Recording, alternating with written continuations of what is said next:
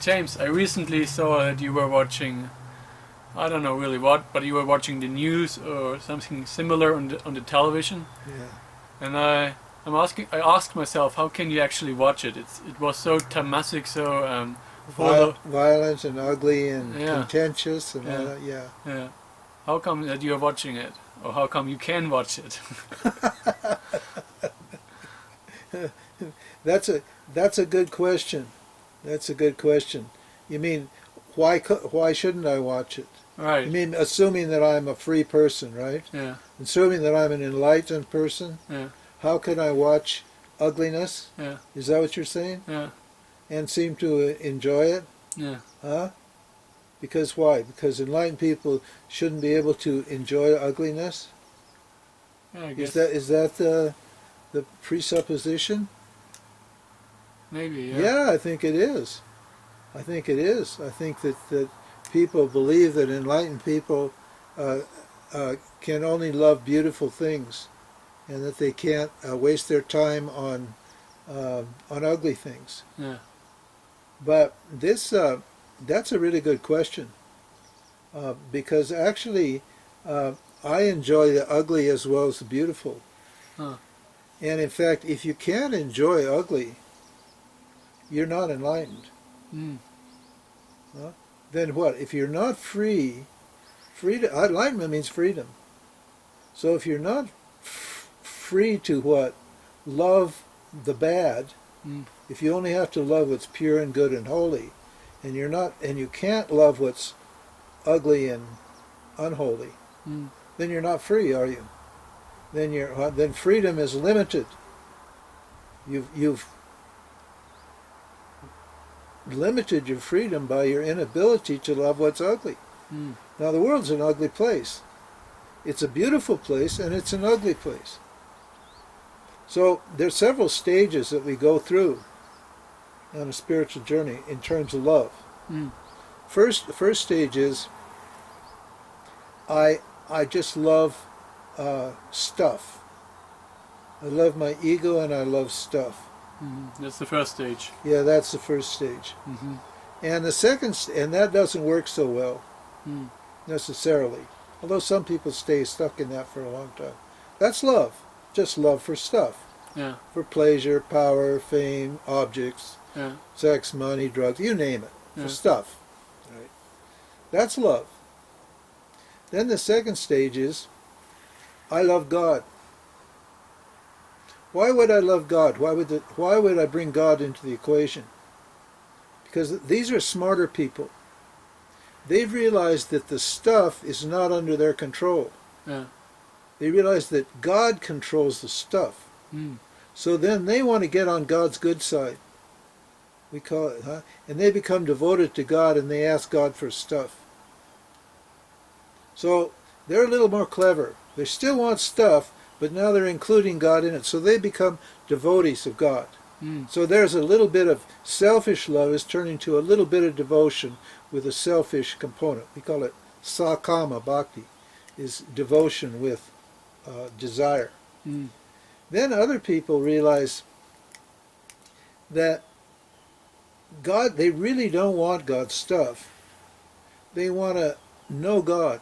And they realize they can't know God unless they've got a kind of mind that's prepared to understand God. Because God's a difficult thing to understand.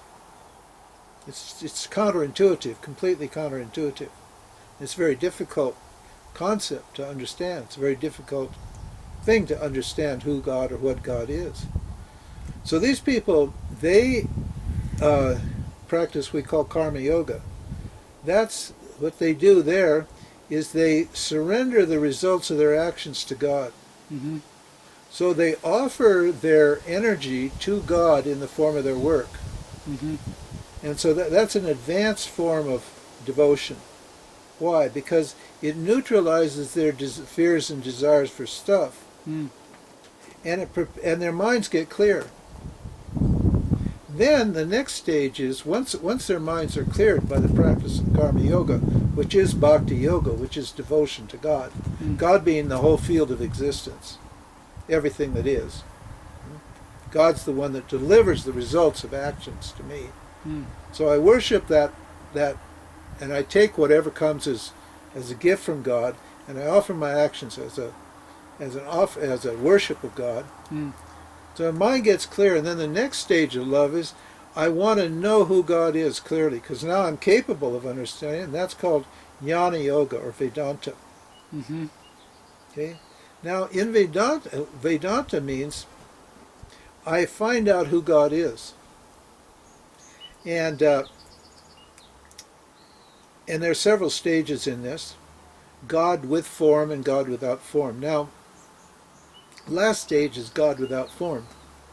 But in order to get my love directed toward God, I point out, the teaching points out that God is in all the beautiful things, the most wonderful things. That's chapter 10 of the Bhagavad Gita. So, like wherever you see an exceptional sunset, something beautiful, you can see in nature, you can see God. Or the Himalayan mountains, or a great athlete, LeBron James. There you can see an exceptional person. That exceptional thing is where you find God. So, a great guru, something, a great business leader, whatever it is. These are people with exceptional talents and abilities that not every person has. So those you can see, they must have been given those talents by some greater power than that themselves. So that's the fourth stage. Yeah, that's the fourth stage. Of 5. Well, yeah, that's a fourth stage. Now the second part of the fourth stage is, okay, that's pretty easy. It's pretty to see God easy, pretty easy to see God in all the wonderful things. But life is not just wonderful, is it? There's a lot of ugly, evil things too. So now how do I get to see, unless I can understand and accept the ugly parts of life, I'm not free, am I? Unless I can accept and love those parts of reality that are ugly and those parts of myself that are ugly. Okay, not just the world, but there's ugly parts of me, right, over which I have no control.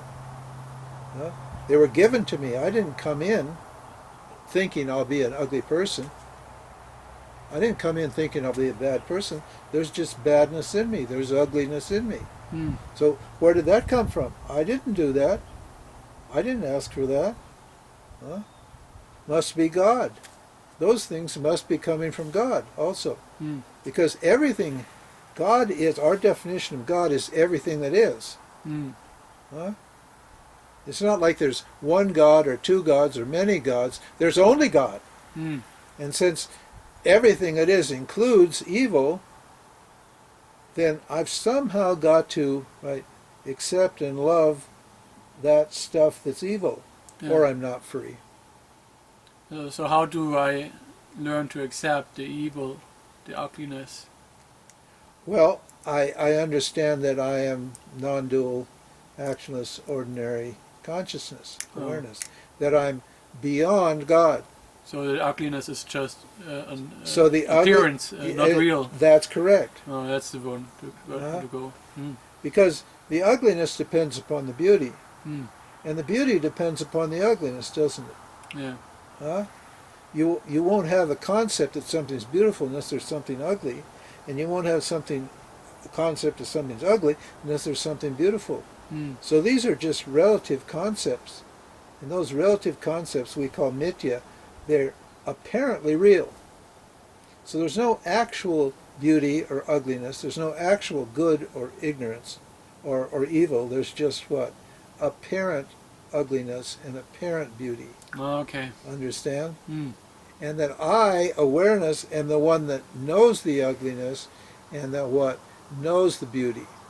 That I understand or I see and know what's good and I know and understand what's bad, but I'm untainted or untouched by that. Okay. And that's called non-dual bhakti. I love myself irrespective of what's good and bad, of the good things and the bad things that are appearing in me. See? I don't love myself because I'm good. I don't hate myself because I'm bad. Mm. Huh? I love myself because I'm beyond good and bad. So that's the fifth stage, the Yeah, final stage. the final stage. That's the final stage of love. Ah, That's unconditional love of myself. yeah, freedom. And that includes everything that is. Yeah, Because everything that is depends upon me, yeah, but I don't depend upon anything that is. yeah, That's called freedom. yeah.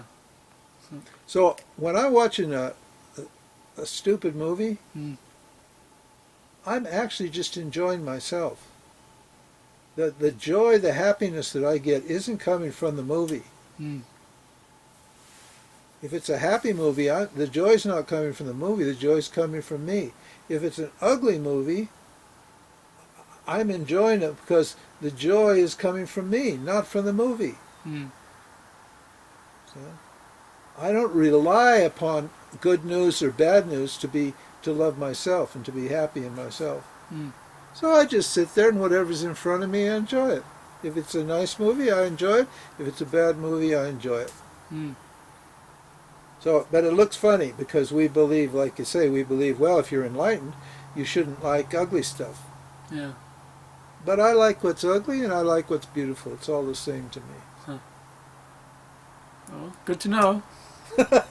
Next time I see you, I will say, oh, he's enjoying the ugly part.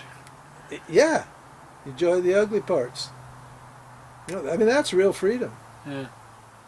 Because everybody in the spirit, not just in the spiritual world, but particularly in the spiritual world, wants to be pure and holy and good. Yeah. And if you could be pure and holy and good, you would be pure and holy and good. But part of you is pure and holy and good, and part of you isn't pure and holy and good. Yeah. And those are not under your control. Mm. So they're up to Ishwar or God. Mm. So we give to God what's God, and we enjoy ourselves as who we are. Yeah. That's called surrender to God. You surrender all the good stuff and the bad stuff to God. I let God take care of that. That's God's business. And I enjoy myself as I am. Yeah. Okay. Okay? Good.